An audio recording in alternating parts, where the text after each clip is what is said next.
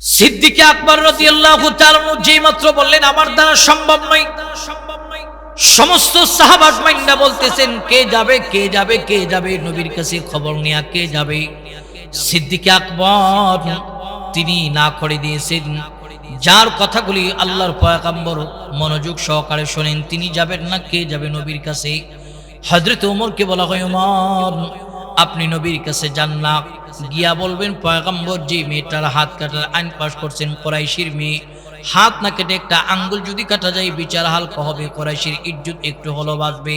হযরত ওমর বললেন আমার দ্বারা সম্ভব নয়। উসমান আপনি যান, উসমান বলেন আমার দ্বারা সম্ভব নয়। হযরত আলীকে বলা হয়, আলী আপনি পয়গম্বরে আরবির কাছে গিয়া খবর পৌঁছায় দেন না। হযরত উসমান বলেন আমার দ্বারা সম্ভব নয়। সম্মিলিত সাহাবাত মাইন্না হযরত বেলাল হাবশী রাদিয়াল্লাহু তাআলা কে বলেন, বেলাল আপনি মসজিদে নববীর মুয়াজ্জিন, আমার নবী হলো ইমাম, মুয়াজ্জিনের সাথে ইমামের বড় দিলের একটা কানেকশন, অতএব আপনি পয়গম্বরের কাছে খবর নিয়ে যান না। হযরত বেলাল বললেন আমার দ্বারা সম্ভব নয়, আমিও নবীর কাছে খবর দিতে পারবো না। এই মুসলমান যুবক মুরব্বী পর্দার অন্তরালের মা খেয়াল করলেন সাহাবাত মাইন্না পেরেশান অবস্থায় সে কি খবর নিয়ে যাবে, কেউ যেতে চায় না, সবাই একজন আরেকজনকে ধাক্কা দেয়, কেউ যেতে চায় না। এমন সময় সিদ্দিক আকবর রাদিয়াল্লাহু তাআলা তাকায় দেখলেন একটা ছোট্ট বাচ্চা আল্লাহর পয়গম্বরের কোলের মধ্যে খেলাধুলা করতেছে। একবার আমার নবীর পাগড়ি ধরে টান দেয়, আবার আমার নবীর দাড়ি মোবারকে ধরে টান দেয়। যেই বাচ্চাটা আমার পয়গম্বরের সাথে খেলাধুলা করতেছে এই বাচ্চাটার কেউ নয়, আল্লাহর পয়গম্বরের পালক পুত্র হযরত যায়েদ বিন হারেসা রাদিয়াল্লাহু তাআলার সন্তান। কে সে যায়েদ বিন হারেসা জানেন? আল্লাহর পয়গম্বরের পালক পুত্র নবীর ঘরে যায়েদ বিন হারেসা কেমনে আসলেন? আম্মা জান খাদিজাতুল কুবরা রাদিয়াল্লাহু তাআলা চাচাতো ভাই বাজার থেকে কিছু গোলাম খরিদ করেছে, গোলাম খরিদ কইরা হাদিয়া দিতে দিতে যায়েদ নামের গোলামটা নিয়ে আম্মা জান খাদিজাতুল কুবরার ঘরে আসতে এসে বলে, খাদিজা তোকে একটা জিনিস হাদিয়া দিবার চাই। বলতেছেন কি ভাই, কি হাদিয়া দিবেন? বলে খাদিজা এই যে যায়েদ নামের গোলামটা তোমার হাদিয়া দিবার চাই, তুমি রাখবানি? বলে ঠিক আছে রাখলাম। পয়গম্বরে আরবি যেদিন কালিমার দাওয়াত দিয়ে আম্মা জান খাদিজাতুল কুবরা রাদিয়াল্লাহু তাআলার ঘরে আসলেন, আসার পর আম্মা জান খাদিজাতুল কুবরা গিয়া বলেন, নবী আমার আপনাকে একটা জিনিস হাদিয়া দিবার চাই। বলে কি দিবা? বলে এই যে গোলাম যায়েদ তার নাম, তার আপনারা হাদিয়া দিবার চাই। পয়গম্বর আমার বিবির কাছ থেকে হাদিয়া গ্রহণ করছে। পরের দিন সকালবেলা ফজরের সালাতের পর নবী আমার যায়েদ বিন হারেসা ডেকে বলেন, যায়েদ তোমারে আমি গোলাম হিসেবে রাখতে চাই না, তোমারে আজাদ করে দিতে চাই, তুমি আজ থেকে আজাদ যাও, গোলামের শিকলে আবদ্ধ থাকতে হবে না। যায়েদ বিন হারেসা চোখের পানি ছেড়ে দিয়া বলে, পয়গম্বর একটা রজনী আপনার গড়ে থেকেছি, এতে দেখলাম যে করে আল্লাহর আসমান থেকে কোরআন নাজিল হয়, রহমত বরকত সাকিনা নাজিল হয়, এটা দামি একটা ঘর, এই ঘরে আমি সারা জীবন গোলাম হয়ে থাকতে চাই, এরপরও আমি আমার এই রাসূলের ঘর থেকে যেতে চাই না। জোরে বলুন আল্লাহু আকবার। নবীর মোহাব্বত বলে রাসূল আমাকে রেখে দেন, বিদায় করিয়েন না। তো রাসূলের মোহাব্বত আর ভালোবাসা খেয়াল করেন, আল্লাহ রাসূল তাকে রাখলেন, তার কাজ কি? আম্মা জান খাদিজাতুল কুবরা রাদিয়াল্লাহু তাআলা যেদিন হেরা পর্বত কোরআন নাজিলের পাহাড়, বর্তমান সৌদি গভর্নমেন্ট তো সিঁড়ির ব্যবস্থা করছে ওঠার জন্য, তৎকালীন সময়ে সিঁড়ির কোনো ব্যবস্থা ছিল না, পাহাড়ের পথ পেরিয়ে পেরিয়ে তিনি আমার আপনার রাসূলের জন্য এত উপরে খাবার নিয়ে যাইতেন। যেদিন যেতে পারেন না ওই দিন গোলাম যায়েদ বিন হারেসাকে দিয়ে খাবার পাঠায়। চিন্তার বিষয়, একজন মহিলা মানুষ এত উপরে পাহাড়ের পথ পেরিয়ে পেরিয়ে যায়। এক তো স্বামীর মহব্বত, দ্বিতীয়ত স্বামী একজন রাসূল, তিনি একজন নবী, মহব্বত দুই জায়গায়, এই মহব্বত নিয়ে এত উপরে ওঠে। কেমন মহব্বত ছিলেন স্বামীর প্রতি, কিন্তু বর্তমান জমানার মহিলাদের এই মহব্বত স্বামীর প্রতি নাই। স্বামী যদি বলে শীতের দিন এক দৃষ্টি গরম পানি করা দাও, একটু গোসল করবো, বলে টাইম নেই। আবার এই সমস্ত মহিলারা দেখবেন পীর বাবার কদমে তেল মালিশ করার খুব সময় পাই। ধরে বলুন ঠিক কিনা? স্বামীর খেদমত নাই, কোথাও বলা হয় নাই যে পীরের খেদমত করলে আল্লাহর জান্নাতে যাওয়া যাবে, কোথাও এমন কথা বলা হয়নি। অথচ বলা হয়েছে স্বামীর খেদমত করলে আল্লাহর জান্নাতে যাওয়া যাবে। স্বামী যদি খুশ থাকে, স্বামী যদি তোমার প্রতি সন্তুষ্ট থাকে, তো আরশের মালিকও সন্তুষ্ট হবে। কিন্তু বহু স্ত্রী আছে স্বামীর খেদমতের খবর নাই, পীরের খেদমত তেল মালিশ করার খুব সময় আছে। প্রিয় ভাইয়ের আমার, একজন মহিলা মানুষ দেখেন স্বামীর প্রতি কত দরদ। এক তো তিনি রাসূল, আরেকজন হলো হলো স্বামী এত উপরে খাবার নিয়ে দেয়। তো যেদিন যেতে পারে না আম্মা জান খাদিজা কুবরা যায়েদ বিন হারেসারকে ব্যবহার করে। একদিনের ঘটনা, আম্মা জান যায়েদ বিন হারেসার দিয়া খাবার পাঠালো নবীর কাছে। যায়েদ বিন হারেসা রাদিয়াল্লাহু তাআলা আল্লাহর পয়গম্বরের সামনে নিয়ে খাবার রাখলেন। যে মাত্র নবীর সামনে খাবার রাখলেন, খাবার রাখার পর যায়েদ বিন হারেসের শরীরে একটা ঝাঁকুনি আসছে, ঝাঁকুনি দিলেন। ঝাঁকুনি দেওয়ার পর আল্লাহর পয়গম্বর তার হাত মোবারক দ্বারা ধরলেন। ধরার পর তাকায় দেখছি যায়েদ বিন হারেসার গাটা গরম হয়ে আছে।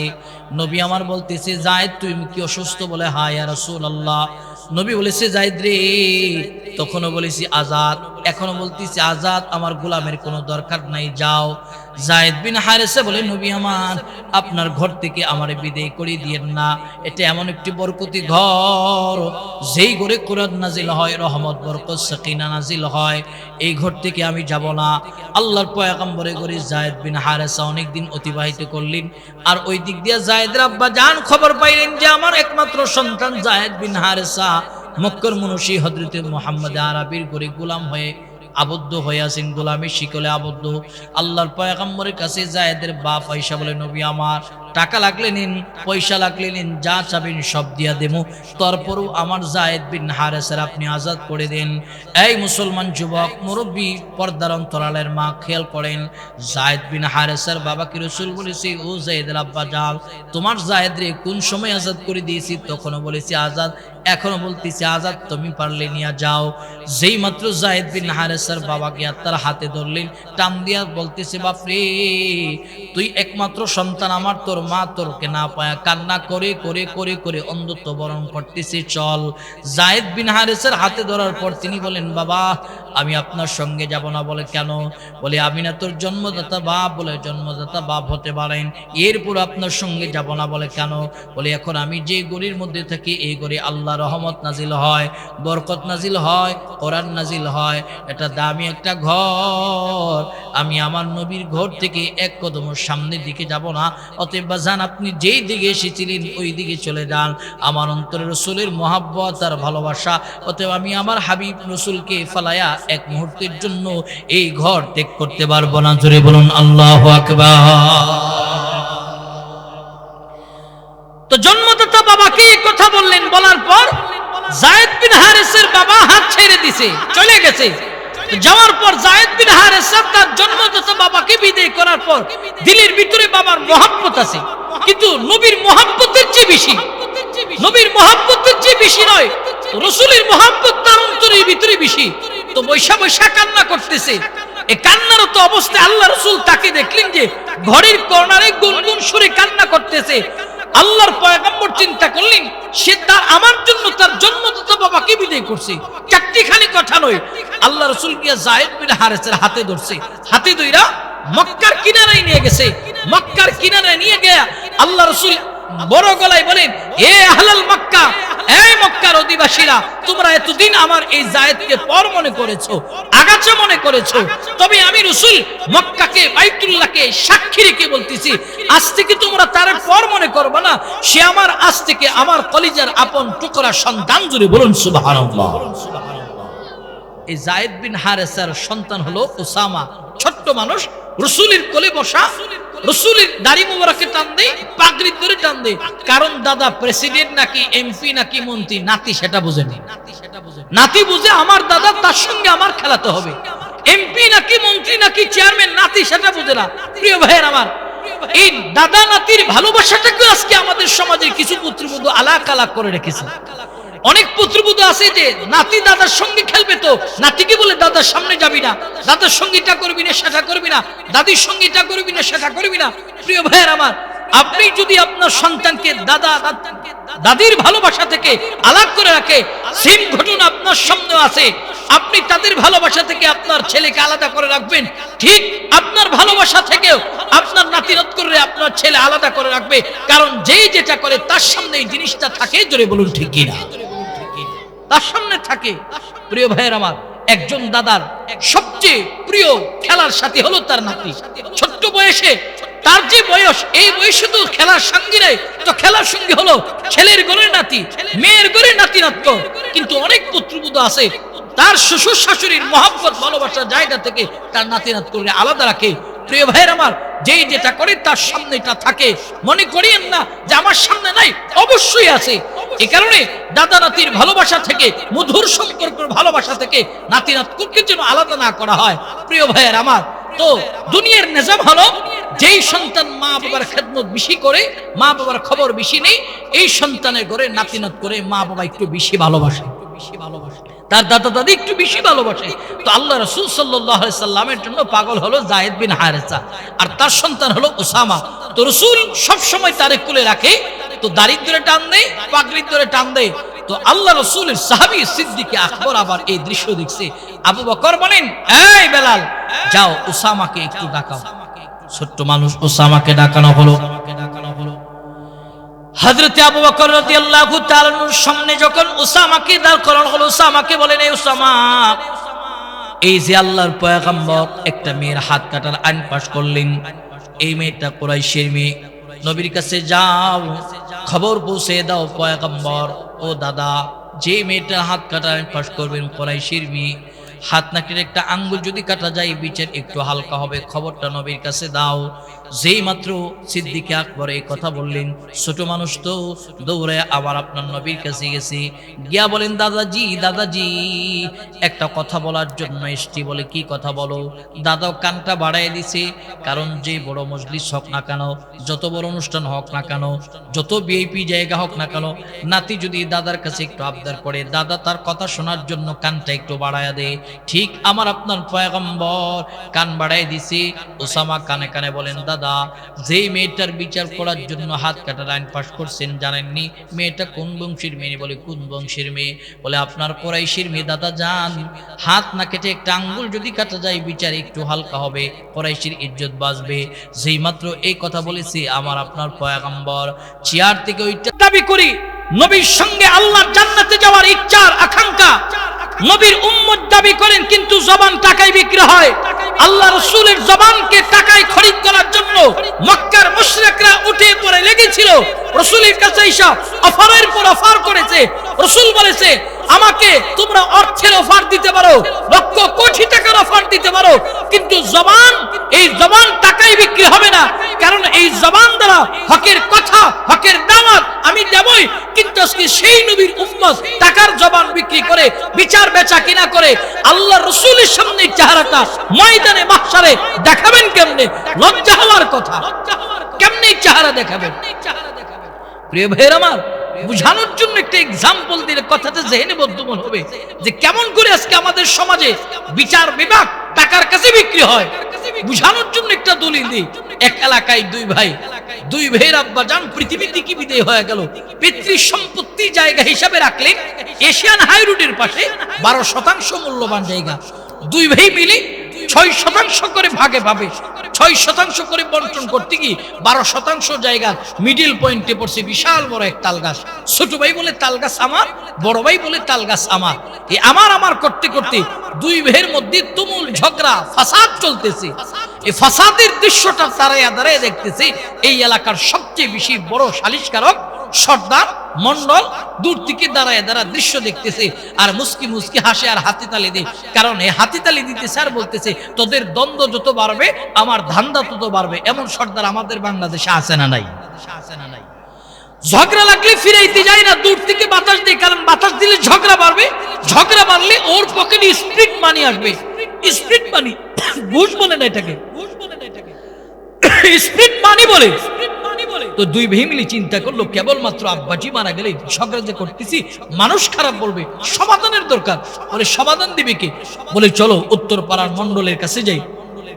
দুই ভাই মিলে মন্ডলের কাছে গেছে, চাচা আমাদের ঝগড়াটার একটু সমাধান করে দাও। বলে, যেহেতু আসতো সমাধান পাইবা, যাও গ্রামের সকল পঞ্চায়েতকে আগামীকাল 10টায় হাজির করো, তোমাদের এই বিষয়টার সমাধান দেওয়া হবে। দুই ভাই মিলে সান্ত্বনার বাণী শুনে বাড়িতে চলে গেল। যখন রাত্র গভীর হলো, ঠিক ঘড়ির কাঁটা 1টা, এমন সময় বড় ভাইয়ের একটু ঘুম ভাঙছে। চিন্তা করলেন, এত রাত্রে যেহেতু ঘুম ভেঙেছে, আর না ঘুমিয়ে মন্ডলের সঙ্গে একটু পার্সোনালিটি সাক্ষাৎ করার প্রয়োজন। রাত 1টা বাজে, মন্ডলের দরজা গিয়ে ঠক ঠক করে আওয়াজ করছে, চাচা বাড়ি আসো? কে এত রাত্রে? দরজা খুলো। দরজা খুলে দেখে বড় ভাই কি চাও? বলে মাকসাদ একটা, আগামীকাল যে সালিশে বসবেন তাল গাছ কিন্তু আমার লাগবে। মন্ডল কো তাল গাছ শুধু খালি মুখে চাইলে হবে, আমাদের চা পানের খরচও দেওয়া লাগবে। এমন সর্দার আমাদের দেশে আছে না নাই? বলে আনছি, দাও। 5,000 টাকা দিছে, বলে চুপচাপ বাড়ি যা, সকালবেলা তাল গাছ তোর নামে দেওয়া হবে। এই 5,000-এর লেনদেনের দৃশ্যটা দেখছে মন্ডলের বাড়ির পণ্ডিত দারোয়ান। এই দারোয়ান গিয়ে দৌড়ায় ছোট ভাইয়ের দরজা হাজির। ছোট ভাই ঘুমাইস না, দরজা খোল, ব্রেকিং নিউজ, তাজা খবর, গরম খবর। ছোট ভাই দরজা খোলার পর দেখে মন্ডলের বাড়ির দারোয়ান। কি হইছে? বলে সর্বনাশ। কি সর্বনাশ? কো তাল গাছ নাই। আমি দেখতেছি জায়গা আছে, তুই দেখছিস নাই? বলে সকাল 10টায় দেখবি নাই। কি হয়েছে? বলে তোর বড় ভাই নিজের চোখে দেখছি মন্ডলের 5,000 টাকা দিছে। তো ছোট ভাইয়ের মাথায় হাত। সর্বনাশ, বড় ভাই করলো কি? আমার সাথে গেল বিচার সমাধানের জন্য, এই কাজ বড় ভাই করছে। বলে হ্যাঁ। সঙ্গে সঙ্গে তার বিবির ঘুম থেকে উঠাইছি। বিবি, সর্বনাশ হয়ে গেছে। কি সর্বনাশ? বলে বড় ভাই মন্ডলে 5,000 টাকা দিছে। ছোট ভাইয়ের বিবি খুব শিক্ষিত, বুদ্ধিজীবী, বলতেছে যেই সর্দার 5,000 টাকা দিলে তাল গাছ দেয়, এর কাছে 10,000 দিলে তাল গাছ অনায়াসে আমাদের হবে। অতএব কোনো চিন্তা নাই, এই 10,000 টাকার বান্ডেল নিয়ে মন্ডলের দরজায় গিয়ে হাজির হও। এমন সর্দার আমাদের দেশে আছে না নাই? সকালবেলা কো তোর পক্ষে আসি, দুপুরেই নেই। দুপুরে তোর পক্ষে গ্রামের সমস্ত মানুষ কথা বলবে, কিন্তু বিকেল বেলা বাজার থেকে স্প্রিট মানির একটা বান্ডিল পাইছে। আইশেখ আব্দুল করিম, বিচার যে পাওয়ার কথা ছিল, বিচার পাবি না, আমার কথা মান, সমাধানে যা, আর না হয় ঝগড়া বাড়বে। তার মানে ওর পকেটে স্প্রিট মানি আসছে, এই কারণে সমাধানের পথ সে খুঁজ দিছে। প্রিয় ভাইয়ের আমার, 10,000 টাকার বান্ডেল নিয়ে দৌড়ে ছোট ভাই মন্ডলের বাজে হাজির। চাচা বাড়ি আসো? ভিতর থেকে চাচি আওয়াজ। দেখো না, চাচা বাড়ি কই গেছে? নামাজে গেছে। কারণ সুর হইল ইমান বড় পাক্কা। এমন সর্দার আমাদের দেশে আছে না নাই? বেজার হইতেছেন কেউ কেউ? কারণ হক কথা বললে আপন মায়ও বেজার হয়। মা ছেলেরে মুফতি বানাইছে, মুফতি সাহেবের হকের পক্ষে কলম ঘোরায়। একদিন মা সন্তানরে বলতেছে, সন্তান এত টাকা পয়সা খরচ করে তোরে মুফতি বানালাম, একদিনই তো একটা হক কথা শোনাইলি না। মা হক কথা শুনতে চাও? বলে হ্যাঁ। তাহলে পাশে বসো। মা, আব্বাই মারা গেছে, গণনা করলে দেখা যাবে 2 বছর হয়েছে, এখনো তুমি আলতা স্নো ফাউটার ব্যবহার করে বিনিটি বেগ কাঁদে নিয়ে তুমি এই ব্রাহ্মণবাড়িয়া সুপার মার্কেটে যাও কারে দেখানোর জন্য। যেই মাত্র এই কথা বলছে, দরজায় চিপাইছিল ঝাড়ু। মা ঝাড়ু বের করে গোলামের ফুট, এই জন্য কি তোরে মুফতি বানাইছি। হক বললে আপন মায়া বেজার হয়। মিয়া 10,000 টাকার বান্ডেল নিয়ে গেছে, না বাড়ি নেই, চাচা নামাজে গেছে। কিছু সর্দার দেখবেন নামাজ ঠিক, রোজা ঠিক, ত্রিফুল হাজি, 3 বার হজে গেছে। বাজারে গিয়া গরম আলাদা কুচিনস, 3 বার হজে গেছি, তুই কয়বার গেছস? এই মানুষগুলি দেখবেন সুদ খাওয়ার বেলা 1 নম্বর, আসে না নাই? ঘুষ খাওয়ার বেলা 1 নম্বর, আসে না নাই? দুর্নীতি করার বেলা 1 নম্বর। আরেকজনের সারের পানি নিজের আইল সেদুর করে নিজের জমিতে নামানোর জন্য নাম্বার 1। 10,000 টাকার বান্ডেল নিয়ে গেছে। চাচা তাল গাছ লাগবে, খরচ আনছো? আনছি, দাও। দিচ্ছে 10। চুপচাপ বাড়ি যা, সকাল 10টায় হাজির হয়ে তাল গাছ তোর। 5ও খাইলো মন্ডল, 10ও খাইলো মন্ডল। বলুন তো দেখি, একজন মানুষের জিব্বা কয়টা? সবাই বলেন। তো বিক্রি হলো কয় জায়গায়? 2 জায়গায়। এটা তো বিচারের বেলায়। নির্বাচন আসলো তো 7-8 জায়গায় বিক্রি হয়। উত্তর পাড়ার প্রার্থী আসলে বলা হয় তোমাকেই দেওয়া হবে। ও চাচা খুব খুশি হইলাম, কি খাবেন? বলে 2 লিটার একটা 7 আপ যদি দাও তো খুশি। তো দিল 2 লিটার 7 আপ। পশ্চিম পাড়ার প্রার্থী আসলে বলা হয় চাচা আপনাকেই দেওয়া হবে। তো খুশি হয়ে বলতেছে ঠিক আছে, কি খাবেন? ও তেমন খাবার রুচি নাই, 2 লিটার 7 আপ খাইছি, তুমি একটা স্পিড দিলে হবে। তো স্পিড খাইলো। দক্ষিণ পাড়ার প্রার্থী আসলে বলা হয় তোমাকেই দেওয়া হবে। চাচা কি খাবেন? বলে তেমন খাবার রুচি নাই। ঠিক আছে, নির্বাচনের সিল মারার আগ পর্যন্ত এই দোকান আপনার রিজার্ভ, যা চা লাগে তা খাবেন। একজন মানুষের ভোট কয়টা? কথা বলেন সবাই। 3 জায়গায় বিক্রি করলেন, এটা শ্রেষ্ঠ নবীর উম্মত দাবি করলেন কেমনে? এই চেহারাটা রসুলের সামনে দেখাবেন কেমনে? রসুল তো টাকাই জবান বিক্রি করে নাই। প্রিয় ভাইয়ের আমার, এই রসুলের উম্মত হয়ে আজকে টাকাই জবান বিক্রি করতেছেন, এর চেয়ে লজ্জার হতে পারে না। জোরে বলুন ঠিক কিনা? 5ও খাইলো মন্ডল, 10ও খাইলো মন্ডল। সালিশ 10টায় হাজির। গ্রাম্য সালিশে যারা গেছেন, প্রিয় ভাইয়ের আমার, দেখবেন যারা বিচারক আছে এদের মধ্যে গুরুত্বপূর্ণ কয়েকজন বিচারক থাকে, কারণ বিচার ব্যবস্থায় বসার একটু সুযোগ হয়। প্রিয় ভাইয়ের আমার, তো দেখি যে যারা মূল বিচারক তারা সবার মুখের জবানবন্দি নেওয়ার পর এখানে রায় যেটা হবে, কয়েকজন সর্দার এখান থেকে ওইটা আলাদা হয়। আলাদা হয় এই রায় কি দেওয়া যায় পরামর্শ করে আবার ফিরে আসে।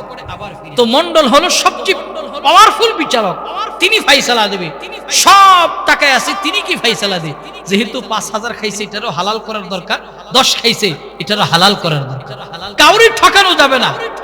প্রিয় ভাইয়ের আমার, পাশের পক্ষে বক্তব্য আরম্ভ করছে বড় ভাই, খুব খুশি। আবার বলতেছে ছোট ভাই তাল গাছ আমার নসিবে আছে, তোর নসিবে নেই। তো বক্তব্য দুই ক্যাটাগরির, একটা হলো মধ্যমপন্থের বক্তৃতা আর একটা হলো অগ্নিজরা বক্তৃতা। দেখবেন বক্তা সব এক ক্যাটাগরির হয় না, কিছু মানুষ নরম ওয়াজ করে আর কিছু মানুষ গরম ওয়াজ করে। ঠিক রাজনৈতিক মঞ্চ দেখবেন কিছু নেতা নরম কথা বলে আর কিছু নেতা গরম কথা বলে। প্রিয় ভাইয়ের আমার, তো পাশের পক্ষে খুব বক্তৃতা হয়েছে নরম সুরে, 10 মিনিট বক্তব্যের পর একেবারে হার্ট ব্রেক। হার্ট ব্রেক মানে সামনে না পিছনে না, জায়গায় ব্রেক। এবার 10-এর পক্ষে অগ্নিঝরা বক্তব্য আরম্ভ করছে। যেহেতু অ্যামাউন্ট বেশি, তার পক্ষের কথার জোরালো বক্তব্য বেশি। 10-এর পক্ষের বক্তব্য সই না, বড় ভাই ডান পাশে ছিল, ঘুইরা বাম পাশে আসছে। আয়েশা মন্ডলে ইশারা দিতেছে, চাচা ও চাচা, হাত দিয়ে ইশারা দিতেছে, আমার পাশের কোনো খবর টবর আপনার কাছে আছে কি? বড় ভাই বলতেছে, আমার পাশের কোনো খবর টবর আছে কি? পাশের দিকে কোনো সুরগুল নেই। মন্ডল রাগের মাথায় চেয়ার থেকে ওইটা কি করবো, তোর পাশে ফজরের আগে মসজিদের সিঁড়িতে ঠেলা মারছে আমারে দোষে। এমন সর্দার আমাদের দেশে আছে না নাই? এদের কারণে সমাজের বিচার ব্যবস্থা আজকে ধ্বংস হয়েছে। মনে রাখবেন, এর জন্য আল্লাহর পার্লামেন্টের জবাবদিহিতার কাঠগড়ায় দাঁড়াতে হবে। রাসূল বলেন, কুল্লুকুম রাঈন ওয়া কুল্লুকুম মাসউলুন আন রাইয়াতিহি। সকল মানুষ দায়িত্বশীল, তার দায়িত্বের জবাব আল্লাহর পার্লামেন্টই দিতে হবে, হিসাব আল্লাহর পার্লামেন্টই দিতে হবে। দুনিয়াতে 9-6 বানানো সম্ভব, কেউ আমাকে সার্চ করবে না, জিজ্ঞেস করবে না, কিন্তু আল্লাহর পার্লামেন্টে এর জন্য পুঙ্খানুপুঙ্খানুভাবে জবাবদিহিতা করেই তার সামনে দিয়ে যেতে হবে। প্রিয় ভাইয়ের আমার, দুনিয়াতে ঝামেলায় পড়লে উপরস্থ নেতার কাছে ফোন দিলে সমাধান হয়, কিন্তু কিয়ামতের ময়দানে মাহশারে কোন নেতার পাওয়ার চলবে না। সেদিন পাওয়ার থাকবে কার? জোরে বলেন কার? জোরে একটা মায়া লাগায় মহব্বতে ডাক দিন, ইয়া আল্লাহ। আরো জোরে ইয়া আল্লাহ পড়েন, সুবহানাল্লাহ, আলহামদুলিল্লাহ, ওয়ালা ইলাহা ইল্লাল্লাহু, আল্লাহু আকবার। সেদিন কোন নেতার পাওয়ার চলবে না, সেদিন পাওয়ার চলবে কার? আল্লাহ। প্রিয় ভাই, দেখেন যারা সমাজ পরিচালনা করেন, বিচার করেন, এটা আল্লাহ প্রদত্ত একটা নিয়ামত। নিয়ামতের সঠিক ব্যবহার করবে। বোঝানোর জন্য একটা উদাহরণ দিলে বুঝে আসবে কথাটা। সব যোগ্যতা আল্লাহ সবাইকে দেয় না। দেখবেন খুব শিক্ষিত মানুষ, তার ডিগ্রির অভাব নাই, 10 জন মানুষ তার সামনে দাঁড় করালে সে কথা বলতে ভয় পায়, কথা বলতে পারে না। আবার দেখবেন একজন মূর্খ মানুষ, গ্রামের সব কিছু সমাধান সে করতেছে, হাজার হাজার মানুষকে সে সমাধান করতেছে, শত শত মানুষের সমাধান করতেছে। এই সমাধানের দ্বারা বোঝা যায় লোকটা খুব শিক্ষিত। আসলে তালাশ করে দেখা যায় তার কোনো লেখাপড়া নাই, কিন্তু আল্লাহ তাআলা তার একটা যোগ্যতা দিয়েছে, সবাইকে পরিচালনা করার যোগ্যতা। আবার শিক্ষা দীক্ষার কলমের পাওয়ার আছে, কিন্তু 10 জন মানুষ পরিচালনা করার যোগ্যতা তার নাই। এ কথার দ্বারা প্রমাণ হয় সব যোগ্যতা আল্লাহ সবাইকে দেয় না। যাদেরকে সমাজে কথা বলার যোগ্যতা দিয়েছে, তারা যদি 9-6 বানায়, মনে রাখবেন আল্লাহর আদালতে দাঁড়াতে হবে।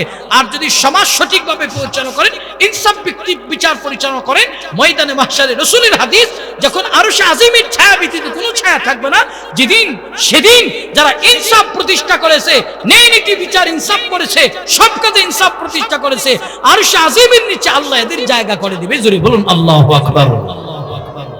1 নম্বর আল্লাহ বলেন, 1 নম্বর তোমরা ইনসাফ লাগাও, ইনসাফ লাগাও সর্ব কাজে ইনসাফ, কথার দ্বারা ইনসাফ, কাজের দ্বারা ইনসাফ, সব কিছুর দ্বারা তোমরা ইনসাফ প্রতিষ্ঠা করো। বেইনসাফি করিও না, বেইনসাফি করিও না। আজকে আমাদের সব কাজের দ্বারা ইনসাফ, কথার দ্বারা ইনসাফ, বেইনসাফ, ইনসাফ নাই। দেখেন একজন মানুষকে আমার পরিচিত, তারে জিতায়া দেওয়ার জন্য আমি এই স্পটে, ঘটনার স্পটে উপস্থিত নাই, এরপরে আমি তার পক্ষে কথা বলে তারই জিতায়া দিই, আরেকজনের ঠকায়া দিই, বেইনসাফি করলাম। এই জায়গায় ইনসাফ, এই জায়গায় বেইনসাফি করা যাবে না। 1 নম্বরে আল্লাহ পাক রব্বুল আলামিন বলেন, পালনীয় বিধান তোমরা ইনসাফ লাগাও, সব কাজে তোমরা ইনসাফ লাগাও। ব্যক্তি, তোমার ব্যক্তি জীবনে ইনসাফ, ছোট সন্তানকে বেশি দিও না, বড় সন্তানকে কম দিও না, আবার বড় সন্তানকে বেশি দিও না, ছেলে মেয়েরে কম দিও না। এই জায়গায় তোমরা ইনসাফ লাগাও, সব কাজে ইনসাফ লাগাও। কারণ এই পৃথিবী চিরস্থায়ী নয়, এই পৃথিবীতে আমরা থাকার জন্য আসি নাই, চলে যাইতে হবে রে বাবা। এই যুবক মুরব্বী পর্দার অন্তরার মা, চলে যেতে হবে। তো চলে যে যাব, এমন ভাবে আমাদেরকে গঠন করতে হবে। কবি বলে, এমন জীবন করো হে গঠন, মরণে হাসিবে তুমি কাঁদিবে ভুবন। এমন জীবন করিও না গঠন, মরণে কাঁদিবে তুমি হাসিবে ভুবন। কিছু মানুষ মইরা গেলে মানুষ কান্না করে, আল্লাহ কেন মইরা গেছে, আলো হায়াত বাড়াইয়া দিল না কেন? ব্রাহ্মণবাড়িয়ার বড় হুজুর রহমাতুল্লাহ আলাইহি চলে গেছে, এখনো প্রতিটা মজলিস থেকে হুজুরের জন্য দোয়া করা হয় আর মানুষ কান্না করে। এই মানুষগুলির হায়াত আরো কেন লম্বা করে দিল না? রসুল মুফাসসিরিন চলে গেছে, ফখরে বাঙ্গাল তাজুল ইসলাম রহমাতুল্লাহ আলাইহি চলে গেছে, এদের জন্য আজও পর্যন্ত মানুষ কান্না করে, আল্লাহ এদের হায়াত কেন লম্বা দিল না? মুফতি নুরুল্লাহ রহমাতুল্লাহ আলাইহি চলে গেছে, এদের জন্য কান্না করে। আল্লামা রহমাতুল্লাহ সাহেব রহমাতুল্লাহ আলাইহি চলে গেছে, হুজুরের জন্য মানুষ কান্না করে, আল্লাহ এদের হায়াত কেন লম্বা দিল না, হায়াত কেন লম্বা দিল না? কেন কান্না করে? এদের জিন্দেগির এরা এমন ভাবে গঠন করেছে, দামি বানাইছে, দামি বানাইছে, দামি বানাইছে, এই কারণে মানুষ তাদের জন্য কান্না করে। আর কিছু সংখ্যক মানুষ মরার পর সবাই আফসোস করে, আর কিছু সংখ্যক মানুষ মরার পর সবাই বলে, আল্লাহ হেজে মরছে ভালো হয়েছে, কারণ সে অন্তর জ্বালায়া পোড়ায়া মানুষের অন্তরগুলি অঙ্গার করে ফেলছে। এমন মানুষের তালিকায় যেন আমাদের নাম ওঠে। এই বাবা, এই বাটপাড়া এলাকার যুবক ভাই, পর্দার অন্তরালের মা, আমাদের জিন্দিগির এমন ভাবে গঠন করতে হবে যেন মরে গেল মানুষ আমাদের জন্য প্রত্যেকটা মজলিসে নাম উচ্চারণ করে করে করে করে দোয়া করে। এই কারণে আমার দ্বারা যেন বেইনসাফি না হয়, আমার দ্বারা যেন বেইনসাফি না হয়, আমার দ্বারা আমার ভাই যেন বেইনসাফি শিকার না হয়, আমার দ্বারা আমার ফুফু যেন বেইনসাফি শিকার না হয়, আমার দ্বারা আমার আত্মীয় স্বজন যেন বেইনসাফির শিকার না হয়, কোনো কাজের দ্বারা কেউ যেন বেইনসাফির শিকার না হয়। হাদিসের বর্ণনায় আসছে, নিজে যদি ঠকে যাও তো ঠকে যাইবা, আরেকজনকে জিতাইয়া দাও। তুমি আরেকজনকে জিতাইয়া দেওয়ার কারণে আল্লাহ তাআলা তোমার কোন দিকে জিতাইবে তুমি বলতে পারবা না। হতে পারে আল্লাহ দুনিয়া তো তোমার একদিকে সফলতা দিবে, আখিরাতে সফলতা দিবে। সব জায়গায় চিন্তা করবেন, আমার একজন মুসলমান ভাই আমার কথার দ্বারা যেন বেইনসাফির শিকার না হয়, তারে জিতাইয়ে দিব, দরকার হলে আমি ঠকে যাবো। কারণ আমার পক্ষে থাকবে আমার আল্লাহ, আমার পক্ষে থাকবে আমার আল্লাহ, আর আল্লাহ যার পক্ষে থাকে তার কোনো ভয় নাই। আল্লাহ যার পক্ষে থাকে তার কোনো ভয় নাই। অতএব এক নম্বর ইনসাফ হলো হব। দুই নম্বর আল্লাহ তাআলা বলেন পালনীয় বিধান ওয়াল ইহসান, ওয়াল ইহসান, মানুষ মানুষের উপকার করো, ইহসান করো। ইহসানের বহু ব্যাখ্যা তাফসীরে বর্ণনা আসছে। ইহসানের একটা ব্যাখ্যা হলো পর উপকার করো, মুসলমান মুসলমানের উপকার করো। কিন্তু আজকের পৃথিবীতে মুসলমান মুসলমানের উপকার করতে চায় না। একজন মুসলমান বিপদে পড়লে পাশের মুসলমান কিভাবে তারে মাটির নিচে চাপ দেওয়া যায়, এই ফিকির নিয়ে আমরা চলি। আজকে চাচা বাজারে বিপদে পড়লে বাতিজা বাজারের পিছনের রাস্তা দিয়ে চলে আসে, বাতিজা বিপদে পড়লে চাচা বাজারের পিছনের রাস্তা দিয়ে চলে আসে। ইহসান নাই, উপকার নাই। আজকে যখন পৃথিবীর মানুষগুলি স্বার্থপর হয়ে গেল, অথচ আল্লাহ তাআলা বলে ওয়াল ইহসান, তোমরা একজন আরেকজনের উপকার আসো, মুসলমান মুসলমানের উপকার করো। আজকে ভাই ভাইয়ের উপকার করতে চায় না, চাচা বাতিজার উপকার করতে চায় না, মুসলমান মুসলমানের উপকার করতে চায় না। অথচ আল্লাহ বলে ওয়াল ইহসান, তোমরা একে অন্যের উপকার করো, উপকার করো, উপকার করো। আজকে আমরা কারো ক্ষতি না করতে পারলে আমাদের ঘুম হয় না, কিন্তু উপকার নাই, ক্ষতি বেশি। এই কারণে মুসলমান প্রত্যেকটা জায়গায় নির্যাতিত, নিপীড়িত, নিষ্পেষিত। জোরে বলুন ঠিক কিনা? আল কুফরু মিল্লাতুন ওয়াহিদা, तमाम পৃথিবীর মুশরিক কুফাররা এক। দেখেন আমাদের মুসলমানদের মধ্যে দলের অভাব নাই। কেউ বলে তুই ওহাবি, কেউ বলে তুই সুন্নি, কেউ বলে নবীর দাঁড়ায় সালাম দাও, কেউ বলে বসে সালাম দাও, কেউ বলে তুই এই পীরের মুরিদ, সে বলে তুই এই পীরের মুরিদ, কেউ বলে তুই উসাটুবি পরছদ, কেউ বলে বাসকুল্লি পরছদ। এই নিয়ে আমাদের মধ্যে ইখতিলাফ আর দ্বন্দ্ব। অথচ বৃহত্তর স্বার্থে এখনো পর্যন্ত মুসলিম উম্মাহ এখনো এক হতে পারে নাই। কিন্তু বেঈমান কুফার, আল কুফরু মিল্লাতুন ওয়াহিদা, পৃথিবীর মুশরিকরা এক, দেখেন বৃহত্তর স্বার্থে তারা এক। যদি একজন হিন্দুরে আঘাত করে তো তারা দেশের হিন্দুরা একত্রিত হয়ে যায়, একজন খ্রিস্টানকে আঘাত করলে সারা দেশের খ্রিস্টানরা এক হয়ে যায়। হিন্দু বুদ্ধ খ্রিস্টান ঐক্য পরিষদ আছে, তারা একশনে নেমে যায়। অথচ একজন মুসলমানকে আঘাত করলে আর পাশের মুসলমান তার পাশে দাঁড়াবে না, কিন্তু একজন আক্রান্ত হলে আর পাঁচটা মিলে হ্যাঁ গেল কেন? এই হলো আমাদের অবস্থা। বলে হ্যাঁ গেল কেন? না গেলে কি হইতো? এই হলো আমাদের অবস্থা। না, যেহেতু সে মুসলমান, দেখতে হবে সে মুসলিম কিনা, তার পাশে আগে দাঁড়াও, পরেরটা পরে বোঝা যাবে। কিন্তু আমরা আজকে এক হতে পারে। দেখেন আমাদের কোরআন এক, কাবা এক, রসুল এক, আল্লাহ এক, বাইতুল আমার আরাফা এক, মিনা এক, মুজদালিফা এক, উহুদ এক, বদর এক। প্রিয় ভাইয়ের আমার, এখনো পর্যন্ত আমরা মুসলিম এক হতে পারি নাই। যদি মুসলমান 200 কোটি মুসলমান, তাম পৃথিবীর 200 কোটি মুসলমান যদি একই কালিমা খচিত পতাকার নিচে এসে দল মত নির্বিশেষে নারে তাকবীরের আওয়াজ দিতে পারত, বেঈমান কুফার পরাশক্তি মুসলিমদের বিরুদ্ধে কথা বলার সাহস পেত না। জোরে বলুন ঠিক কিনা? তাই কেন? আমাদের কারণে পাই। ইহসান নাই, উপকার নাই, একজন আরেকজনের সহযোগী হতে চাই। অথচ আল্লাহ তাআলা বলেন ওয়াল ইহসান, উপকার করো। কেমন উপকার ছিল আল্লাহ রাসূলের জামানায়, সাহাবাদের মধ্যে কেমন একজন আরেকজনের প্রতি দরদ মহব্বত ছিল।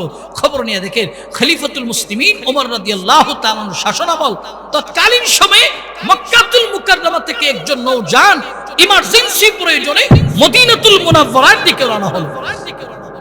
মদিনাতুল মুনাওয়ারার দিকে রওনা হয়া বহুদূরের পথ অতিক্রম করতে হবে। প্রায় 150 কিলোমিটার পথ অতিক্রম করার পর সে ক্লান্ত হয়ে গেছে।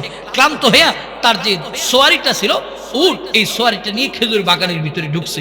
খেজুর বাগানের ভিতরে ঢুকা তার খেজুর বাগানের সাথে একটা গাছের সাথে তার যে একমাত্র সোয়ারিটাকে বাঁধলেন। যুবক খেজুর গাছের সঙ্গে বাইদা সে আর একটা খেজুর গাছের নিচে গিয়ে আরামে ঘুমায় গেল। নওজওয়ান যখন আরামে ঘুমায় গেল, আর এই দিক দিয়ে নওজওয়ানের একমাত্র সোয়ারি উট বাঁধন ছিঁড়ে খেজুর বাগানের ভিতরে প্রবেশ করলেন। প্রবেশ করার পর খেজুর বাগানের ছোট ছোট চারাগুলিকে নষ্ট করতে আরম্ভ করলেন। এই মুসলমান যুবক, মুরব্বী, পর্দার অন্তরালের মা, এই যে খেজুর বাগানের ভিতরে উট ঢুকছে, ছোট ছোট চারা নষ্ট করতেছে। আর এই দিক দিয়ে দুপুরবেলা বাগানের মালিক বাগানটা পরিদর্শন করার জন্য আসলেন। এসে তাকায় দেখলেন তার খেজুর বাগানের সবগুলি ছোট চারা ভেঙ্গে কে ফেলেছে, ভেঙ্গে টুকরো টুকরো করা। তিনি এই দৃশ্য দেখে দুঃখ লাগলেন, কষ্ট লাগলেন। কারণ একজন কৃষকের কৃষি জমি নষ্ট করছে, তার অন্তরে কষ্ট লাগলেন। তালাশ করে করে করে করে করে করে তিনি বাগানের শেষ কর্নারে গেলেন। যায় দেখেন একটা উট তার বাগানের চারাগুলি নষ্ট করতেছে। হাতের মধ্যে পাথর নিছে, পাথর নিয়া উটের দিকে ফিকে মারলেন। মারার সঙ্গে সঙ্গে সরানোর জন্য উটের দিকে পাথর মারলেন। পাথরটা বেকায়দায় পড়ে উটের ফারাত ছাড়া ফেটে গেল। ছাড়া ফেটে রক্ত প্রবাহিত হতে হতে হতে হতে উটটা দুনিয়া থেকে বিদায় হয়ে গেল। যুবক দাঁড়ায় আছে আর চিন্তা করতেছে, কার ওট আমি হত্যা করলাম। মুরব্বী দাঁড়ায় দাঁড়ায় চিন্তা করতেছে, কার ওট আমি হত্যা করলাম। এখন যদি আমি চলে যাই, দুনিয়ার উমরের আদালত ফাঁকি দেওয়া হবে, কিন্তু আল্লাহর আদালতের জন্য দাঁড়াতে হবে।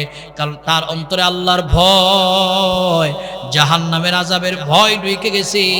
চিন্তা করলেন, এখন যদি আমি চলে যাই, দুনিয়ার উমরের আদালত ফাঁকি দেওয়া হবে। উমরের একজন মালিক আছে, মালিকের আদালত ফাঁকি দেওয়া সম্ভব নয়। এই বিষয়টার যতক্ষণ পর্যন্ত সুষ্ঠু একটা সমাধান না হবে, এখান থেকে আমি যাব না। আমার অন্তরে আল্লাহর ভয়, জাহান্নামের আযাবের ভয়। মুরব্বী দাঁড়ায় আছে। আর ওই দিক দিয়ে যে উটের মালিক নওজওয়ান, তার ঘুম ভাঙলো। কারণ ঘুম আল্লাহ প্রদত্ত নিয়ামত।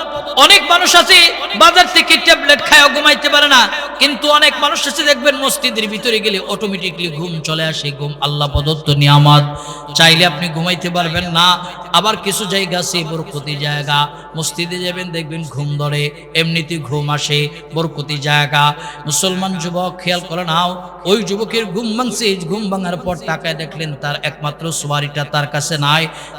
তালাশ করতে করতে করতে করতে বাগানের ভিতরে তিনি প্রবেশ করলেন। তাকায় দেখলেন বাগানের ভিতরে গিয়া তার উট মরা অবস্থায় পড়া, উটের পাশে একজন মুরব্বী মানুষ দাঁড়ায় আছে। মুরব্বীকে জিজ্ঞেস করলেন, বাপ এই বাজান, কে আমার উট হত্যা করলো? বলে আমি করলাম। কেন হত্যা করলেন? বলে আমি এই উটের বাগানের মালিক, তোমার উট আমার এই জমির চারাগুলি নষ্ট করছি, আমি তোমার এই উট সরানোর জন্য পাথর মারতেছিলাম, এই পাথরটা বেকায়দে পরে তোমার উট দুনিয়া থেকে বিদায় হলো। এখন আমি চলে যেতে পারতাম, চাই নাই, কারণ আমার অন্তরে আল্লাহর ভয়। কারণ ওমরের আদালত ফাঁকি দেওয়া সম্ভব, ওমরের মালিকের আদালত ফাঁকি দেওয়া আমার পক্ষে সম্ভব নয়। অতএব আমি কে, তুমি ওমরের আদালতে নিয়ে যাও, যেমন বিচার না তেমন বিচার দেব। যুবক তার রাগ কন্ট্রোল করতে পারে না, রাগ কন্ট্রোল না করতে বাইরে মুরব্বীকে থাপ্পড় মারছে। থাপ্পড় দেওয়ার কারণে মুরব্বীও জায়গায় দুনিয়া থেকে বিদায় হয়ে গেল।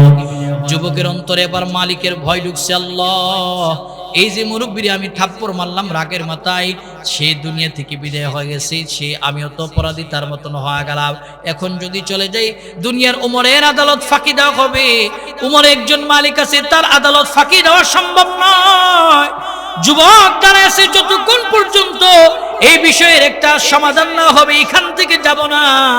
মুসলমান খেয়াল করেন, এখানে আমাদের আপনার বুঝার বিষয়, পালনের বিষয় হলো রাগ আমাদের প্রত্যেকটা মানুষের আছে। রাগ যেতেই সেতেই দেখানো যাবে না। ভাই ভাইয়ের মধ্যে রাগ উঠছে তো একজন চুপ হয়ে যাও, বাপ সন্তানের মধ্যে রাগ উঠছে তো একজন থেমে যাও। আর দাঁড়ান অবস্থায় রাগ উঠলে বসে যাও, বসা অবস্থায় রাগ উঠলে শুয়ে যাও, শোয়া অবস্থায় রাগ উঠছে উজু বানাও, উজু বানায় নামাজে দাঁড়ায় যাও, আর ইস্তেগফারের আমল করো। এরপরও রাগ দেখানো যাবে না। স্বামী আর স্ত্রী রাগ উঠছে একদম থেমে দাও। কিন্তু আজকে সমাজের ভিতরে স্বামী আর স্ত্রীর এই মহাব্বতের বন্ধনটা আলাক আলাক করার জন্য স্বামী আর স্ত্রী যখন উভয়জন রাগের মাত্রা বাড়ায় দেয়, মাঝখানে তাকে শৈতা বহু বিবি আছে বলে তোমার ভাত খাবো না। স্বামী বলে দিলাম তোরে 3 তালাক। আমাদের কাছে রাত 2টা 3টা দেশ এবং বিদেশ থেকে অনেক সময় টেলিফোন আসে, হুজুর বিবিরে রাগের মাথায় 3 কান কথা বলছি, বিবি আসে না গেছে। রাগের মাথায় বলেন, সুস্থ অবস্থায় বলেন, 3 কান কথা জবান দ্বারা বের হয়েছে, আলাক আলাক হয়ে গেছে।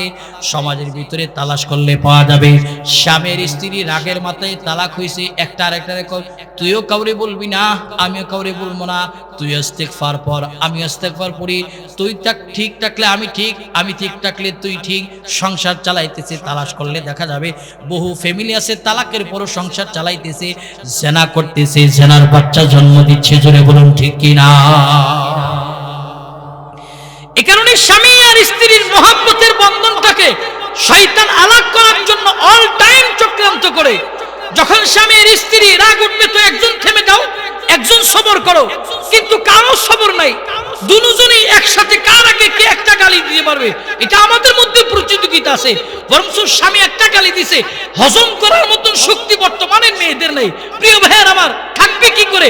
অধিকাংশ মেয়ে তো মায়ের পরামর্শে তার স্বামীর ঘরে সংসার করে। অধিকাংশ মেয়ে মা বাবার পরামর্শ তার স্বামীর বাদ করে। স্বামী একটা ধমক দিলে বলে আমার বাড়ি ডাইরেক্ট চলে আসবি, আমি খাওয়াবো, আমার কি কম আসেনি? প্রিয় ভাইয়ের আমার, কিছু এমন মা আছে মেয়েদেরকে রায় দিয়ে রাখে, না মেয়েদেরকে টাইট দিয়ে রাখতে হবে, এটাই তোমার আসল ঘর, তার সঙ্গে ভালো ব্যবহার করতে হবে। কিছু পারিবারিক শিক্ষারও দরকার আছে।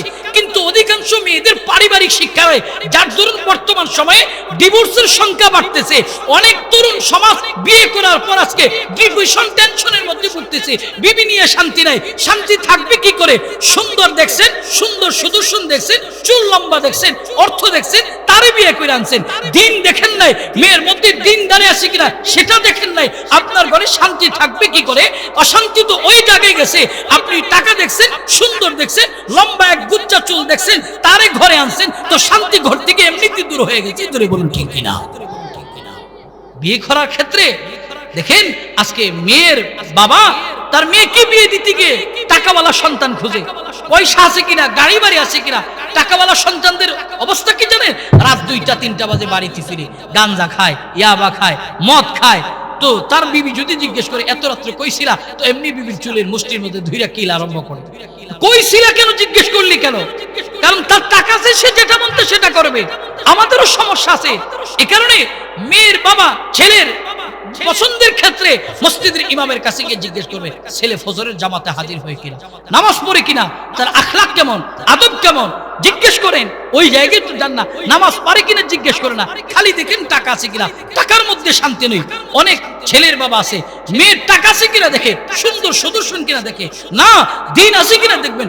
আল্লাহ রাসূল বলেন বিবাহের ক্ষেত্রে মেয়ের চারটা জিনিস দেখো, তুনকাহুল মারআতু লিআরবাঈন লিমালিহা ওয়া লিহাসাবিহা ওয়া লিজামালিহা ফাসদুরু বিযাতিদ দ্বীন তারিবাত ইয়াদাক। এক নম্বর মাল, বংশমর্যাদা, সৌন্দর্য, এই তিনটা পাইলা দেখো মেয়েটা গরিব হলো দিনদার কিনা, দিনদার কিনা। আগে তো মুরব্বীরা মেয়ে পছন্দ করতে গেলে জিজ্ঞেস করছে নামাজ পারো কি, নামাজ পড়ো কি, কোরআন তেলাওয়াত জানো কি। আর এখন মুরব্বীরা গিয়ে দেখে তার ঘর বাড়ি সুন্দর কিনা, ঘর বাড়ি সুন্দর কিনা। আরে বাপ, এটা তো চিরস্থায়ী নয়, চিরস্থায়ী নয়। দিন আছে কিনা দেখো। প্রিয় ভাইয়ের আমার, আজকে দিন না থাকার কারণে আমাদের স্বামী স্ত্রীর মধ্যে ঝগড়া হয়, আর শয়তান আমাদের স্ত্রীদেরকে আমাদের কাছ থেকে আলাগ করতেছে। প্রিয় ভাইয়ের আমার, এই কারণে রাগ উঠলে এটাকে দমানোর দরকার। কিভাবে বলে, রাগ উঠলে ইস্তেগফার বেশি বেশি করেন, কারণ রাগের কারণে মানুষ তার জিন্দেগির হায়াতে মূল্যবান সময়ের অনেক গুরুত্বপূর্ণ জিনিসগুলি হারিয়ে ফেলে। দেখেন, রাগ স্বামীর স্ত্রীর বন্ধনকে আলাদা করে, রাগ আপন ভাইয়ের বন্ধনকে আলাদা করে, রাগ বাবার সন্তানের বন্ধনকে আলাদা করে। এই রাগ, আপনি রাগের মাথায় কারো মাথায় বাড়ি দিয়েছেন, আপনি বাড়ি দেওয়ার পর সে দুনিয়া থেকে বিদায় হয়েছে, তার বংশের লোকেরা আপনার বিরুদ্ধে মামলা করছে। আপনি যদি চাকরিজীবী হন তো আপনারা ধৈর্য পুলিশ নিলে আপনার চাকরি শেষ। আপনি যদি ব্যবসায়ী হন তারা ধৈর্য নিলে আপনার ব্যবসা শেষ। আপনার হায়াতের যে মূল্যবান সময়টা আছে জেলখানার আবদ্ধ সেলের ভিতরে থাকতে থাকতে এটাও শেষ। তো আপনার জিন্দেগির মূল্যটা কি রইল? এই কারণে রাগ প্রত্যেকটা মানুষেরই আসে। মানুষ হিসাবে আমরা যেহেতু জন্মেছি, প্রত্যেকটা মানুষেরই রাগ আছে। রাগ কখন দেখাবো এটা আমরা জানি না। রাগ শরীয়তে ইসলামে জায়েজ, এটা আমার সাবজেক্ট নয়, বুঝানোর জন্য আপনাদের বলতেছি। রাগ প্রত্যেকটা মানুষে আছে, তবে রাগ দেখানোর জায়গা আছে। নিজের বেলা রাগ উঠলে এটা দমানোর দরকার। রাসূল বলেছে রাগ দেখাবো তখন আমার কোরআনকে কেউ গালি দিবে, আমার নবীকে কেউ গালি দিবে, আমার বাইতুল্লাহকে নিয়ে কেউ কথা বলবে, টুপি দাড়িওয়ালাকে নিয়ে কেউ কথা বলবে, তখন তার কালারে ধরে আমি জিজ্ঞেস করব, তখন আমার রাগ দেখাবো। তখন তো আমার রাগ ওঠে না। আমার দলের নেতারে গালি দিলে হকি স্টিক নিয়ে রাস্তায় চলে যায়। এই হলো আমাদের রাগের মাত্রা। এই জায়গায় রাগ দেখানো যাবে না। রাগ দেখাবো, আমার রাসূলকে গালি দিলে ওর জিহ্বা টান দিয়ে ছিঁড়ে ফেলতে হবে। তোরে বলুন ঠিক কি না? সেই জায়গায় রাগ দেখালে ওই জায়গায় রাগ জায়েজ। প্রিয় ভাইয়ের আমার, কিন্তু আমরা দেখাই নিজের বেলা না, নিজের বেলা সবর। কারণ সবর এবং ধৈর্য ধারণ করলে, ধৈর্য এবং সবরের মূল্য পৃথিবীর কেউ না দিল দিবে কে? জোরে বলেন দিবে কে? আল্লাহ। সে একই আর বিশ্বাস থাকতে হবে। তো যুবক এক থাপ্পড় দিয়েছে, এক থাপ্পড়ই মুরব্বি স্ট্রোক করে মারা গেছে। তো যুবক চিন্তা করলেন আমি তো অপরাধী হয়ে গেলাম, এখন যদি আমি চলে যাই দুনিয়ার ওমরের আদালত ফাঁকি দেওয়া হবে। যুবকের অন্তরে মালিকের ভয়, জাহান্নামের আযাবের ভয়। এই যুবক দাঁড়ায় আছে, আর বিকেল বেলা বাগানের মালিকের দুই সন্তান তার বাবারে তালাশ করে করে করে করে বাগানের ভিতরে আসছে। বাগানের শেষ কর্নারে গেছে, গিয়া দেখে তার বাবার লাশটা মৃত অবস্থায় পড়া। লাশের পাশে একটা উট, উটের পাশে একজন যুবক। যুবকরে জিজ্ঞেস করলেন, যুবক বলো তুমি আমার বাপরে কে মারছে? বলে আমি মারলাম। কেন মারলা বলো? বলে তোমার বাপ আমার উট মারছে, এই উট মারার কারণে আমি রাগ কন্ট্রোল করতে পারিনি, তোমার বাবারে থাপ্পড় মারছি, তোমার বাবার দুনিয়া থেকে। হযরত তোমার বলেন কিসাসের বদলে কিসাস, হত্যার বদলে হত্যা, কতলের বদলে কতল। শরীয়তে ইসলামে আইন হলো, যেহেতু সাক্ষ্য দিতেছো, জল্লাদকে আদেশ দিয়েছে জল্লাদ ফাঁসির দড়ি লাগাও, ফাঁসির দড়ি লাগায় তারে ফাঁসিতে ঝুলাই মৃত্যুদণ্ড দিয়া দাও। মৃত্যুদণ্ডের আইন পাশ করে দিয়েছে হযরত ওমর। যুবক ওমরের আদালতে দাঁড়ায়া কান্না করে করে বলে, ওমর আমাকে আপনি মৃত্যুদণ্ড কার্যকর করবেন, আমার কোনো দুঃখ নাই, তবে আমাকে আপনি কিছুদিনের সময় দেওয়া লাগবে। বলে কেন? বলে আমার সুদূর মক্কাতুল মুকাররমা আমার বাড়ি, আমাকে 1 মাসের সময় এই কারণে আপনি দিবেন। 2টা কারণ। 1 নম্বর কারণ হলো মক্কাতুল মুকাররমা আমার বাড়ি, এই মদিনায় আমার আপন আত্মীয় স্বজন কেউ নাই। মক্কার একজন ইহুদির সঙ্গে আমার ব্যবসার লেনদেন আছে, ইহুদি আমার কাছে কিছু অর্থ করি পাই, ইহুদির টাকাটা পরিশোধ করা লাগবে। যদি টাকা না দিয়ে আমার মৃত্যুদণ্ড হয়ে যায়, ইহুদি চিরজীবন মুসলিমদেরকে গালিগালাজ করবে, এরা ঋণ খেলাফ করে, ঋণ খেলাফি করে, এদের সঙ্গে লেনদেন করা যাবে না। আমার কারণে ইহুদি কেন মুসলমানদেরকে গালি দেবে? ইহুদি ঋণ পরিশোধ করব। 2 নম্বর কারণ হলো আমার মা আমারে 10 মাস 2 দিন গর্ভে ধারণ করছে, 2 বছর দুধ পান করাইছে। আমার বাবা রৌদ্রে পইরা বৃষ্টিতে ভিজা আমার লালন পালন করছে, মা বাবার খেদমত করতে পারে নাই। আমি উপযুক্ত কেবল হইছি, মা বাবার হক আদায় করতে পারে না, মা বাবার কাছ থেকে বিদায় আনবো, এই দুইটা কারণে আমাকে তুমি 1 মাসের সময় দেওয়া লাগবে। হযরত ওমর বলেন, নওজান তোমাকে সময় দেওয়া যাবে না, সময় দেওয়া যাবে না। তুমি যে মক্কাতুল মুকাররমা থেকে ফিরে আসবে, কি বিশ্বাস তুমি যে ফিরে আসবা এমন বিশ্বাস আমি করতে পারি না। হযরত ওমর বলেন সময় দেওয়া যাবে না। হযরত ওমরের সামনে যুবক কান্না করতেছে, কান্না করতেছে, কান্না দেখা হযরত ওমর তার সামনে একটা অপশন খুললেন, বলে যুবক তোমারে 1 মাসের সময় দিতে পারি, কারণ একটা তোমার এই জায়গায় যদি একজন জিম্মাদার দায়িত্বশীল রেখে যাও তাহলে তোমাকে ছুটি দিতে পারি, বিদায় করতে পারি, আর না হয় বিদায় করতে পারবো না। হযরত ওমরকে যুবক কান্না করে বলতেছেন, ওমর এই মদিনাতুল মুনাওয়ারায় আমার আপন আত্মীয় স্বজন কেউ নাই, বংশের মানুষ কেউ নাই, ব্যবসা করি মহাব্বতের মানুষ কেউ নাই, কে আমার জিম্মাদার হবে? হযরত ওমর বললেন তাহলে সুযোগ দেওয়া যাবে না। যুবক কান্না করতেছে, কান্না করতেছে, এমন সময় মসজিদ থেকে একজন মানুষ হাত উঠায় বলেন, আমিরুল মুমিনিন ওমর তুমি তারে বিদায় দিয়া দাও, তার জায়গায় যদি কাউরে জিম্মাদার রাখতে চাও আমরা রাখো। যে মানুষটা দাঁড়াইছে এই মানুষটার কেউ নয়, আল্লাহর পয়গম্বরের প্রিয় একজন সাহাবী, যার নাম হলো হযরতে আবু যর গিফারি রাদিয়াল্লাহু তাআলা। কে সে আবু যর গিফারি? হযরতে আবু যর গিফারি খাদিমে খায়রুল বাশার, হযরতে আবু যর গিফারি খাদিমে খায়রুল বাশার, খিদমতু মে জিंदगी বর না বানায়া আপনা ঘর। নবীর এমন একজন সাহাবী আবু যর, নবীর খিদমত করতে গিয়া নিজের জন্য যে একটা ঘর বানাইতে হবে এটাও ভুইলা গেলেন। নবীর এমন একজন আশিক সাহাবী দাঁড়াইছে, হাত উঁচু কইরা ধরার পর ওমর বলতেছে, আবু যর তুমি কেন দাঁড়াইলা? তুমি তারে চিনো? বলে না। তাহলে ব্যবসা সম্পর্ক আছে? বলে না। রক্তের সম্পর্ক আছে? বলে না। তাহলে কেন দাঁড়াইলা? বলে এই কারণে দাঁড়াইছি, কারণ আল্লাহ রাসূল বলেছে, আল মুসলিমু আখুল মুসলিম, মুসলমান মুসলমানের ভাই। একজন আমেরিকা থাকে, মুসলমান আক্রান্ত হলে সে আমার ভাই, তার জন্য আমার হৃদয়ে আঘাত লাগবে। লন্ডনে একজন মুসলমান আক্রান্ত হলে সে আমার ভাই, আমার কলিজায় তার জন্য আঘাত লাগবে। ভারতে একজন মুসলমান আক্রান্ত হবে, সে আমার ভাই, আমার কলিজায় আঘাত লাগবে। অনেক মানুষ আছে বলে মায়ানমারে আক্রমণ হয়, ইন্ডিয়াতে আক্রমণ, ইরাকে আক্রমণ, তিসনিয়া বসনিয়াতে আক্রমণ হয়, তো ব্রাহ্মণবাড়ি মিছিল করে কেন হুজুররা? ব্রাহ্মণবাড়ি এই কারণে মিছিল করে কারণ সে আমার ভাই। রাসূল বলেছে পৃথিবীর যে কোনো প্রান্তে থাকুক না কেন, মুসলমান যদিও আলাদা আলাদা দেখো তবে এদের প্রাণ একটা, মুসলমান মুসলমানের প্রতি দরদ থাকা চায়। হযরত আবু যর বলে সে আমার ভাই, আমি তার জন্য দাঁড়াইছি, তার বিদায় করে দাও, আমাকে রেখে দাও, তাকে বিদায় করে দাও, আমাকে আটকায়া রাখো। হযরত ওমর বলেন, আবু যর তুমি কি ভেবে চিন্তা দাঁড়াইছো? বলে হা হা ভেবে চিন্তা দাঁড়াইছি। বলে সে যদি ফিরে না আসে তোমার গলার মধ্যে ফাঁসি উঠবে, ফাঁসি উঠবে।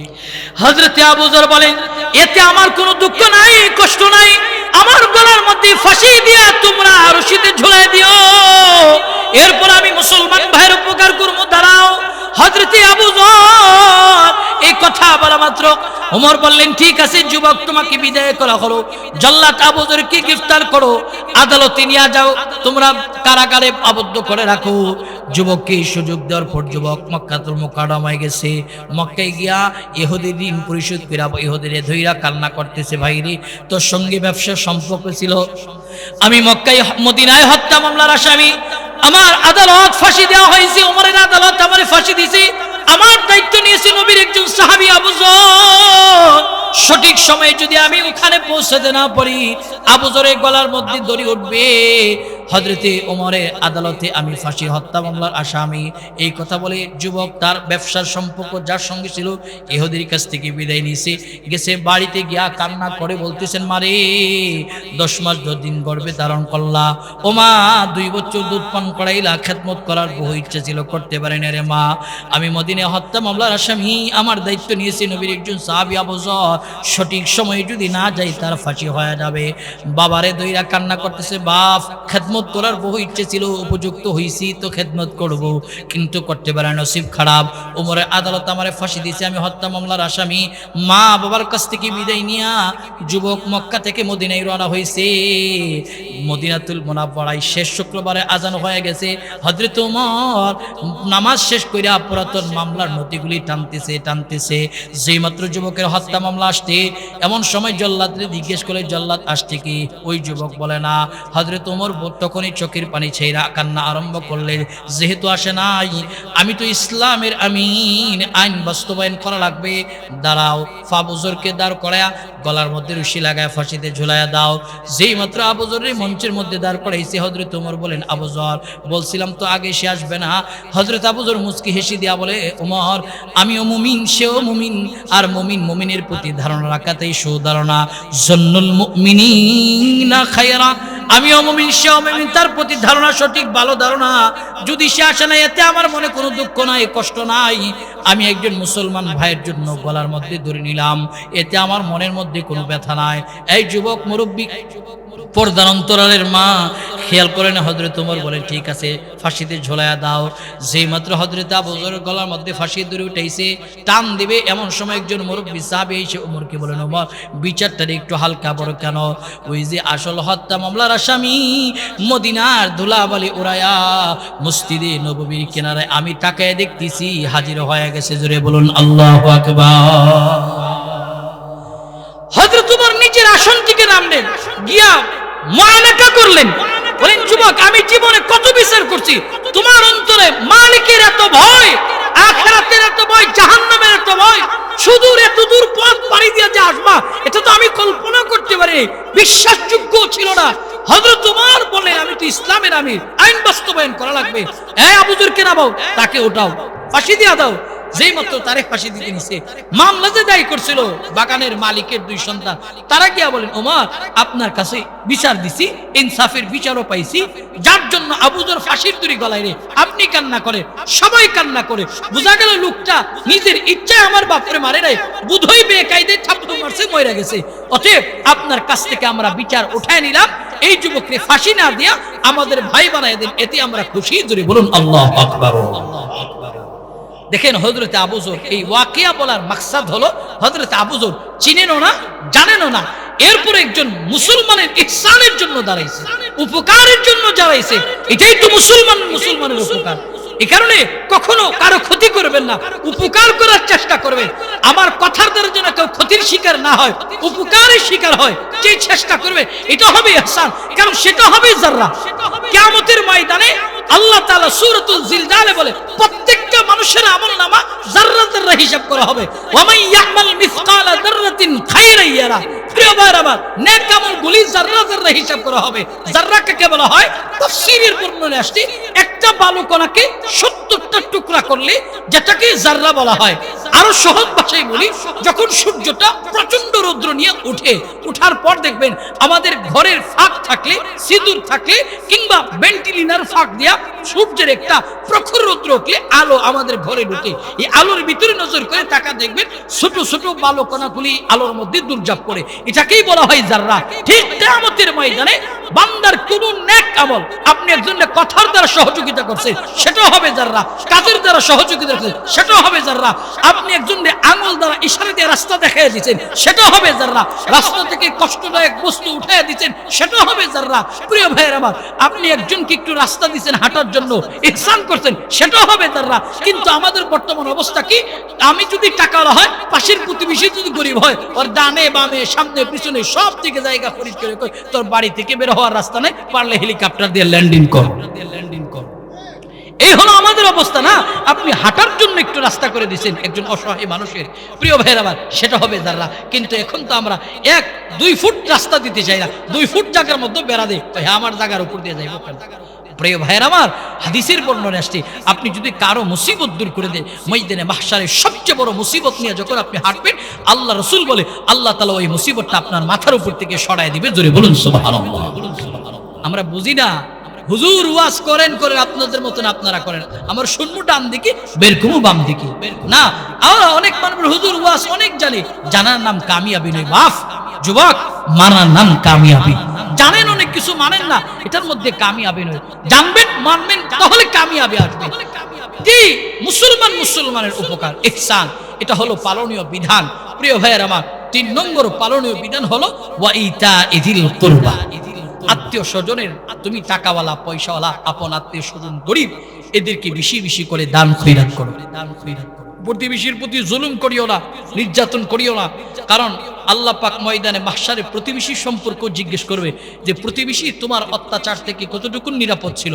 আজকে তো আমরা একজন প্রতিবেশীর, পাশের প্রতিবেশীর উপরে জুলুম করি, নির্যাতন করি না, এই রকমটা করব না। আল্লাহ তাআলা জিজ্ঞেস করবে। এই কারণে প্রতিবেশী ইহসান করব, এরপরে ওয়াইতা ইদিল কুরবা, এদেরকে বেশি বেশি করে দান খয়রাত করব, মহব্বত করব, ভালোবাসবো।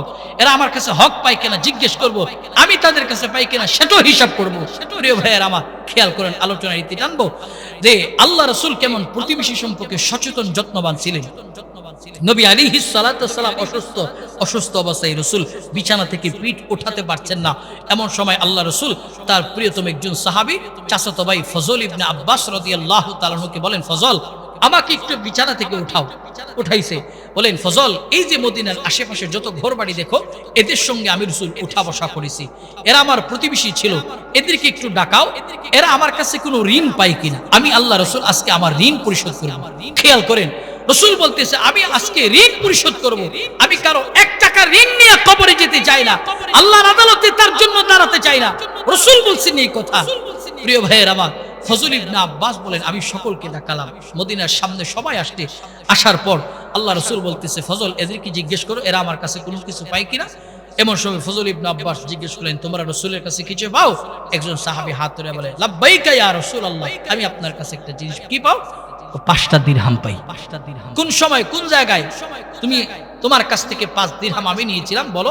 ইয়া রাসূলুল্লাহ, যুদ্ধের ময়দানে যাচ্ছিলেন, এমন সময় একজন ফকির এসে চাইছিল, আপনার পকেটে টাকা ছিল না, আমার কাছ থেকে 5 দিরহাম নিয়ে ওই ফকির বিদায় করেছিল। আল্লাহ রাসূল বলেন, ফজল, তাকে 5 দিরহাম দিয়ে বিদায় করে দাও।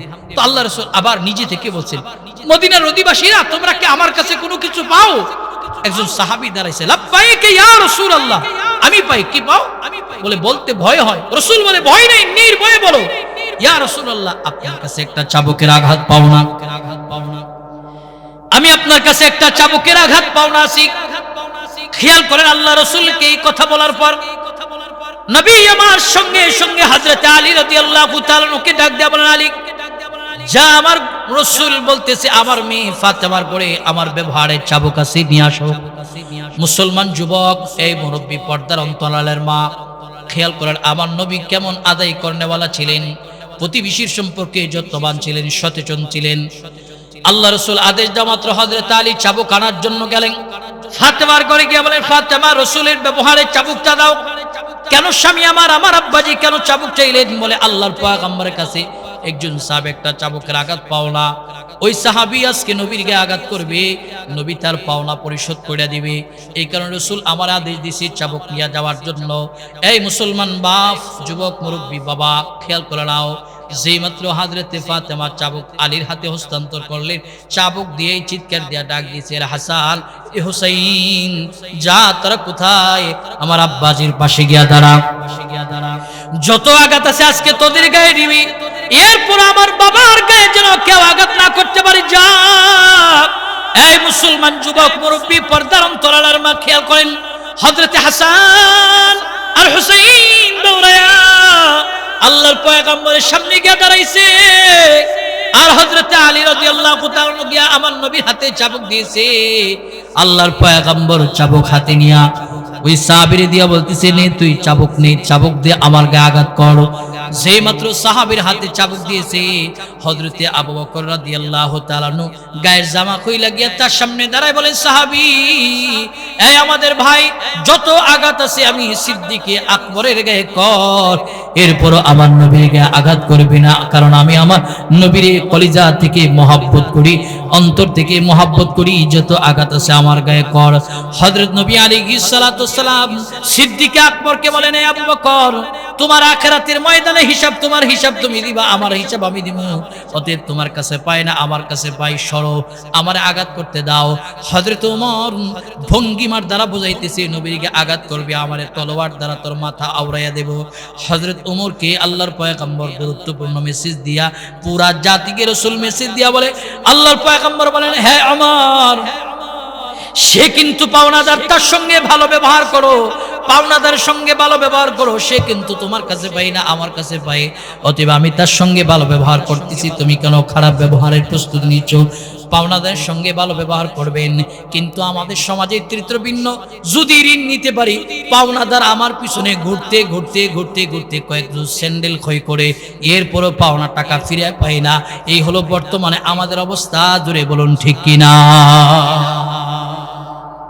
নেওয়ার সময় কো দোস্ত তোর পায়া দড়ি দে, 2000 টাকা দে, 2000 টাকা নেওয়ার পর দোস্ত দিবি কিছু 1 মাস পর।